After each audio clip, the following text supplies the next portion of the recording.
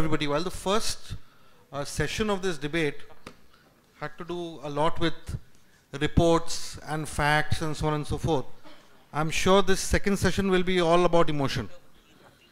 Because the issue is, if you just see the people on my right and on my left, while I hope the debate will be centered around facts, but I cannot guarantee that facts will take precedence over emotion. So let us be prepared for an extremely emotional debate. See, the thing is, while we keep on discussing Mopa versus Dabolim and the feasibility of either, let us keep in mind a few other issues that are also extremely relevant. It may be a national issue and an international issue, but for all of us sitting here in Goa, it's a very emotive issue as well, because it is not only an issue of an airport coming up or another airport dying down. It's about identity, it's about land, it's about loss of land, it's about livelihoods, it's about a lot of other issues. So I think this part of the debate will center around a lot of these things, hopefully. Secondly, what is also important is that while we look at it as a Dabolim issue and a Mopa issue and compete both, let us also understand that the Dabolim aspect and the Mopa aspect need to be looked at independently and individually also. While they may be connected, they are also very critically separate issues as well. Currently in Goa, there are two major issues centered around Dabolim and Mopa. The issue centered around Dabolim is this whole issue of land which is critically needed for parking space once the expanded Dabolim comes into being. And connected to that land which is now required is the fact that that land was once available and that land was denotified under very mysterious and controversial circumstances. So the point is, no debate on Mopa and Dabolim can continue without getting into the aspect of how 36,800 square meters of land was denotified in an absolutely illegal, irrational manner, which has led to this current problem about hunting for land in Dabolim. Of course, the point is we have all the key players here who will throw light on this, but I think whichever way the debate goes, I think we cannot have a debate on Dabolim without clarifying that issue in the best manner possible. That's point number one. Point number two, let us now switch to Mopa. Before getting into any discussion on whether Mopa is feasible or not feasible, let us at least respect the fact that while the process of land acquisition is happening in Mopa, the people who are losing almost 80 lakh square meters of land are huge sufferers whose views have virtually not been taken. In the whole exercise of acquiring land in Mopa, there's been a major betrayal of people's aspirations, and not only that, the basic rights of the people who are losing their land need to be accommodated, which has not been done. Now, connected to that is the fact that, okay, you can have the second airport, but has connectivity been looked at properly?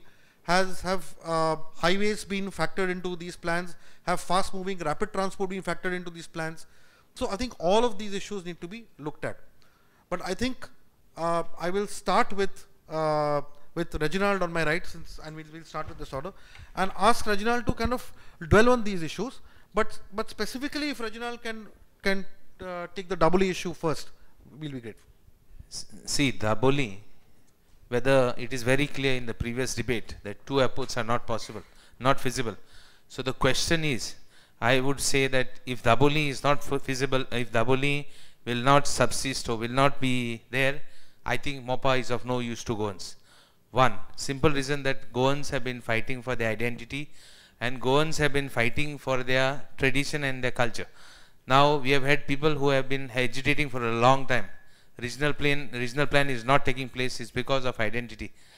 Nobody, we don't want big structures. We don't want mega projects. We don't want a lot of things. It's because of our identity. The main reason everything culminates into identity.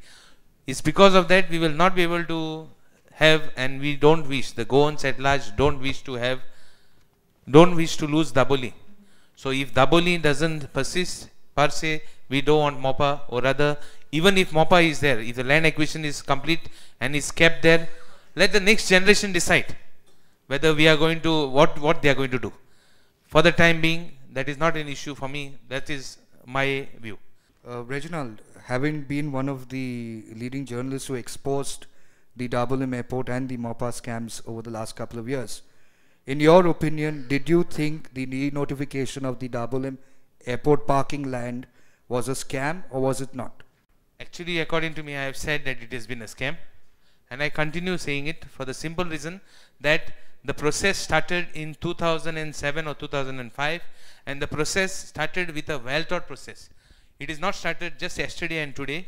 It is a process which started with the aviation people, with the government, with a lot of officials, lot of views, and lot of other things put into being. I would also request, even in one of the speeches, one of the debates in the assembly, the chief minister said the Navy ask anything, or the airport authorities ask so much of land. But the issue is that it should have been thought of when the process started and not now. So I fully agree that that acquisition, and in taking into interest, sacrificing the interest of Dabolim, per se, yes. Mr.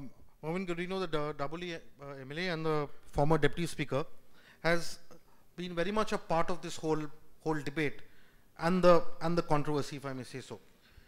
Now the issue is, before we pass our comments or get into any notes and notifications, we would like to ask you, Mr. Gudino, do you feel that the Dabolim denotification was fair? First of all, I want to say, for whatever reasons, no state government in its right thinking will ever think of closing the Dabolim airport for civilian purposes. I have stated it on the floor of the House. I am saying it here. And I think there is a central government decision which says, even if Mopa comes up, Dabolim will continue to be a civilian airport.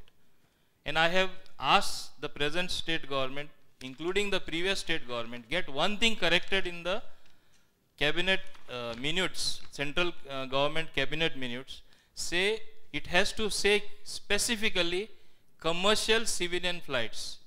Tomorrow it should not be the case that you start, you think of starting Mopa and they will say, okay, it is open for civilian small private planes that come, or some people will land with their private aircraft. This is not we are asking.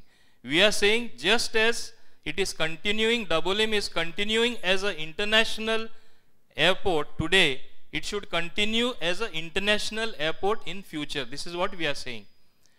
I don't know why this controversy is being created or is happening. I want to say a very simple thing. In Goa, whatever you try to do, you look at any issue that has happened over the last 15 years, 20 years. We are very emotional people. People work with a lot of emotion. And finally, unless there is a controversy, no resolution comes. So there is very strong thinking. We should not forget that we all live in a state where we are happy today being standing on our own feet as a independent state in this Union of India.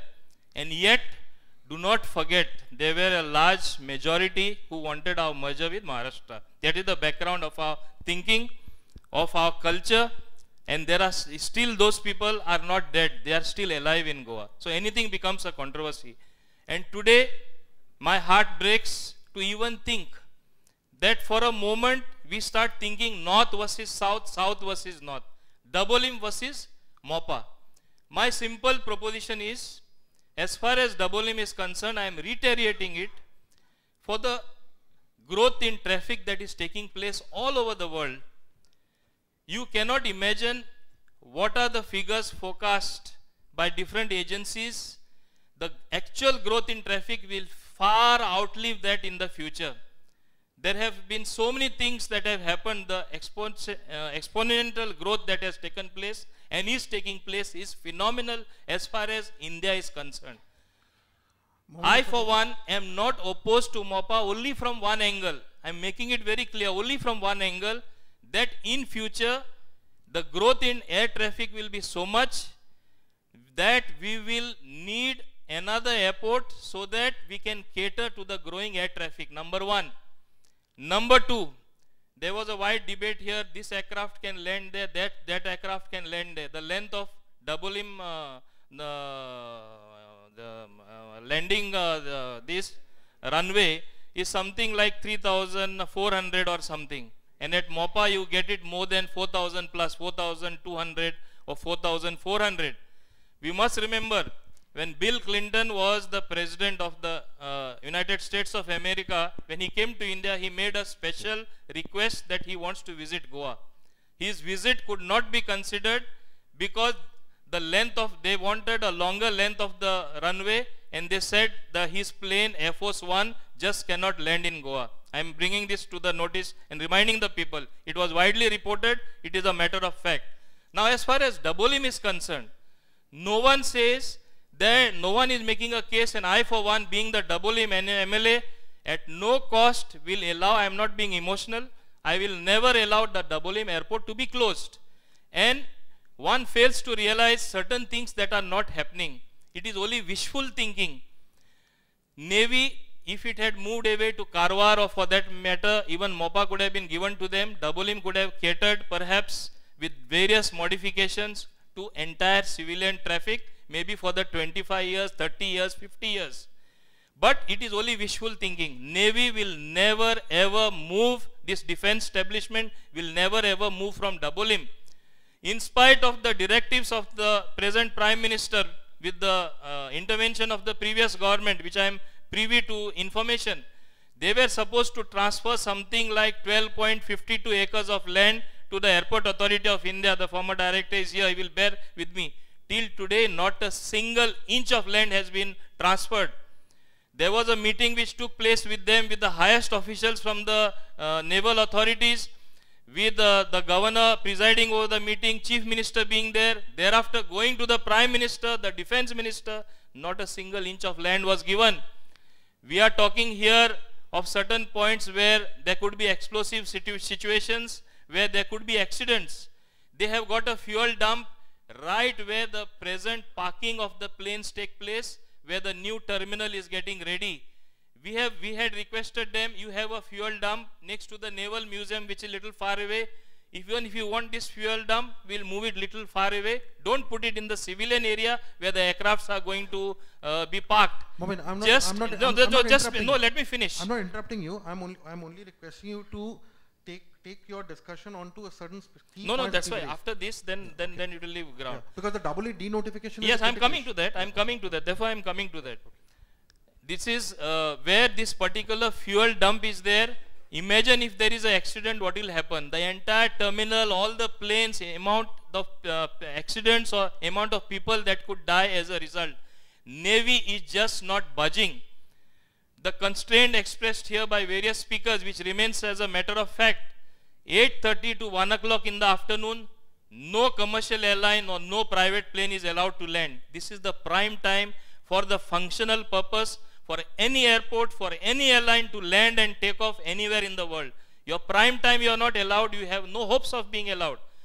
Technically, they say in case of emergency, if there is an air ambulance or something like that, they will allow. But they say it is our time for sorties, it is our time to operate as a defense. Defense is of paramount importance, and all of you know it is of paramount importance. We will just not allow. So how can the Dabolim airport, even if it continues for eternity, cater to you forever when Navy is never going to allow you from 8:30 to 1, not going to transfer on the airway side 12.52 acres of land, which is badly required for the expansion, which is not going to allow civilian flights to land from 8 o'clock to 1 o'clock. So how is all this going to happen? That means naval presence is going to be there, come what may. And the defense refused to listen even to the Prime Minister. So forget they will listen to our local government or our people here. It is just not going to happen.